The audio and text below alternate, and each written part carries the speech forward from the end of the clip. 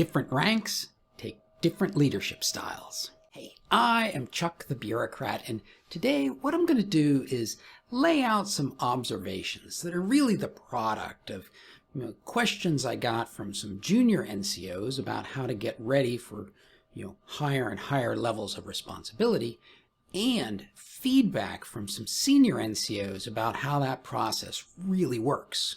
And before I finish, I'm going to show you how I think these observations have some very serious implications for officers, including field grade officers who get sent to the Pentagon. To get started, let's consider the progression of a junior enlisted person as they start to progress through the NCO ranks. When a soldier starts out, they're really just responsible for themselves. What leadership functions they do perform are largely informal. Just set a good example, maybe influence a battle buddy, or point folks in the right direction. And then, in the fullness of time, they become a team leader, and a squad leader, and a platoon leader, and a first sergeant, and so on.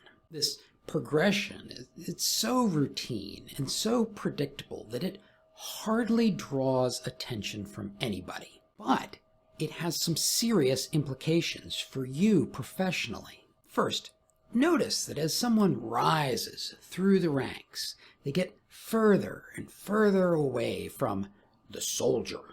They get further away from that person that leadership is all about. The immediate implication of this is that as you rise, your leadership behaviors have to change to adapt to how far away you are from those junior enlisted. Since a senior NCO has to project their leadership through more and more of the organization, their leadership techniques have to become much less ambiguous, less individualized. They've got to be clear. And that means that you will have to gradually update and refine your leadership style. Good foundation of small unit leadership skills will always come in handy, but over time, you're going to need more skills. The second implication of this NCO progression is that pretty soon you become an intermediary. There's a layer of leaders above you, and there's a layer of leaders below you.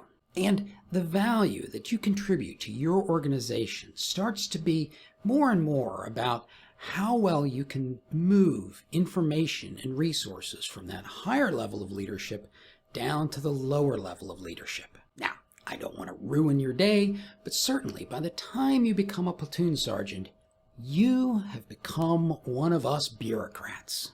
And like they say in the song The Piano Man, you probably will be for life. Is that a bummer? Well, it doesn't have to be, but it will be part of your journey as you grow as an NCO. Now, before I wrap up, I want to point out one strange little thing for officers.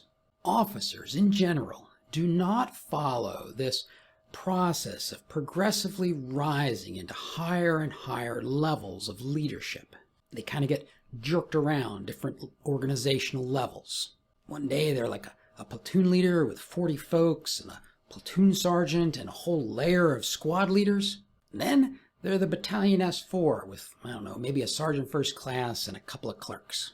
And then they're a company commander with even more people, but right about the time that they make that decision to stick with the military for life, right about the time that they make major, well, that's when the real kick in the teeth comes. They get sent somewhere like the Pentagon or a major command headquarters, and suddenly, and maybe for the first time in their lives, they are the frontline worker.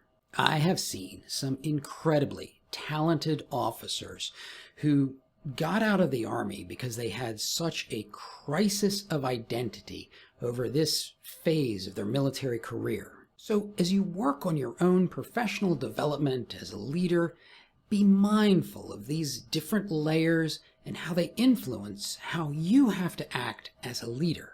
And if you want to learn something else that's bubbling just beneath the surface when it comes to non-commissioned officers, watch this video.